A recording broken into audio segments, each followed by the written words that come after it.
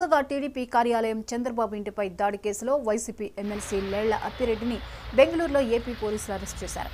ఆయన్ను మంగళగిరి పోలీస్ స్టేషన్కు తరలించారు.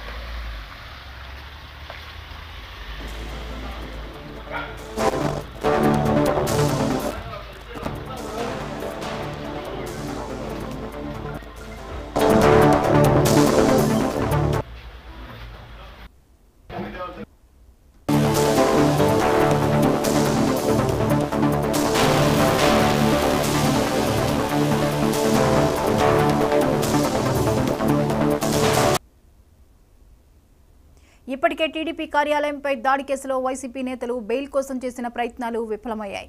మధ్యంతర బెయిల్ ఇచ్చేందుకు ఏపీ హైకోర్టు అంగీకరించలేదు. సుప్రీంకోర్టును ఆశ్రయించే వరకు సమయం ఇవ్వాలనే వైసీపీ నేతల విజ్ఞప్తిని కోర్టు తోసిపుచ్చింది. దీంతో ఆ కేసులో నిందితులుగా ఉన్న వైసీపీ నేతలంతా అజ్ఞాతంలోకి వెళ్లారు.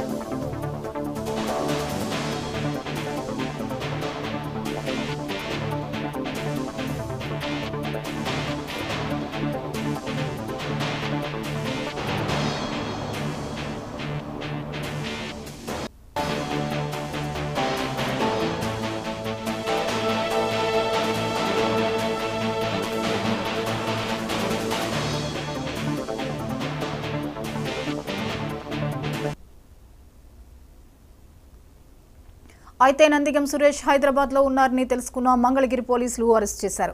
వైసీపీ అధికారంలో ఉన్నప్పుడు టీడీపీ కార్యాలయంపై దాడి జరిగిన కూటమి అధికారంలోకి వచ్చిన తర్వాత ఆ కేసులో పురోగతి వచ్చింది.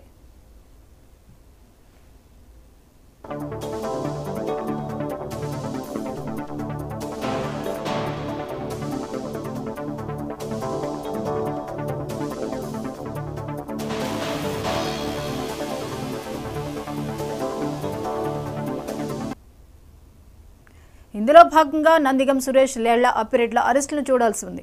ఇక నందిగం, లేళ్ల అప్పిరెడ్డితో పాటు దేవినేని అవినాష్, జోగి రమేష్ తదితరులంతా ఇదే కేసులో నిందితులుగా ఉన్నారు. వారి అరెస్ట్ కోసం ఇప్పటికే ప్రత్యేక బృందాలు ఏర్పాటు చేశారు. కాగా నందిగం సురేష్కు 14 రోజుల రిమాండ్ పడింది. ఇక ఈ అంశంపై మరిన్ని అప్డేట్స్ని బ్యూరో చీఫ్ రాఘవేంద్ర అందిస్తారు. రాఘవేంద్ర, చెప్పండి, టీడీపీ కార్యాలయంపై దాడి కేసులో నిందితులుగా పరిగణిస్తున్న వారు అరెస్టులు జరుగుతున్నాయి, అలాగే మరికొందరు నేతల అజ్ఞాతంలోకి వెళ్తున్నటువంటి పరిస్థితి, వివరాలేంటి?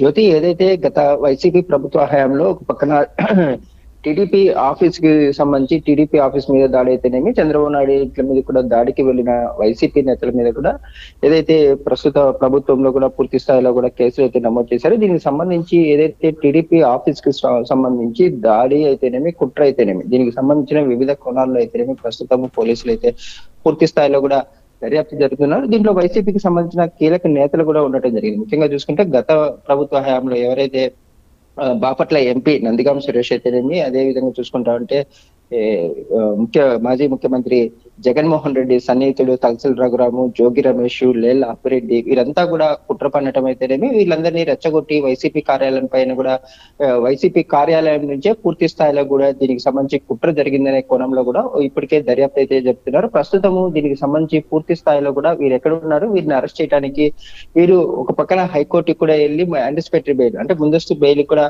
వెళ్ళటం జరిగింది. ఈ ముందస్తు బెయిల్ ని కూడా హైకోర్టు కొట్టేయడంతో ప్రస్తుతం వీరంతా కూడా అజ్ఞాతంలో ఉన్నారు. అదేవిధంగా చూసుకుంటా ఉంటే విజయవాడకు సంబంధించి ఒక పక్కన జోగి రమేష్ అయితేనేమి, మరో పక్కన వచ్చేసేసి దేవినేని అవినాష్ కూడా దీనికి సంబంధించి కేసులో ఉన్నట్లుతో వీరందరూ కూడా ప్రస్తుతం అజ్ఞాతంలో ఉన్నట్టు తెలుస్తుంది. ముఖ్యంగా గత 2 రోజుల క్రితం కూడా నందిగామ సురేష్ కి సంబంధించి అతని ఇంటికి వెళ్ళిన సమయంలో అతను కూడా త్రుట్లో తప్పించుకొని వెళ్ళిపోయాడు అనేసి పోలీసులు చెప్పారు. కాకపోతే అతనికి సంబంధించి పూర్తి స్థాయిలో అతని సన్నిహితులకు సంబంధించిన మొబైల్ కి కాల్ సిగ్నల్స్ ద్వారా కూడా అతన్ని అయితే హైదరాబాద్ లో అయితే అరెస్ట్ చేశారు. అతన్ని కూడా ఒక పక్కన మంగళగిరికి తీసుకొచ్చి విచారించే పరిస్థితి అయితే ప్రస్తుతం కనిపిస్తుంది. ముఖ్యంగా చూసుకుంటామంటే నిన్నటి రోజున వైసీపీకి సంబంధించిన ఎమ్మెల్సీ లేళ్ల అప్పిరెడ్డిని కూడా బెంగళూరులో అరెస్ట్ చేశారనేసి కూడా చెప్పడం జరుగుతుంది. కాకపోతే దీన్ని పోలీసులు అయితే ఖండించిన పరిస్థితి. ఇప్పటి వరకు అయితే లేళ్ల అప్పిరెడ్డిని అయితే అదుపులో తీసుకున్న పరిస్థితి అయితే కనిపించడం లేదు. ముఖ్యంగా అంటే పోలీసులు ఒక పక్కన ఖండించడంతో కూడా ఇంకా దీని మీద కన్ఫర్మేషన్ రాని పరిస్థితి. ముఖ్యంగా ఒక పక్కన లేళ్ల అప్పిరెడ్డి, అదేవిధంగా తలసిల రఘురాము, జోగి రమేష్, దేవినేని అవినాష్ కూడా వీరంతా కూడా ప్రస్తుతం అజ్ఞాతంలో ఉన్నట్టు కూడా తెలుస్తుంది. వీరు తమ మొబైల్స్ అయితేనేమి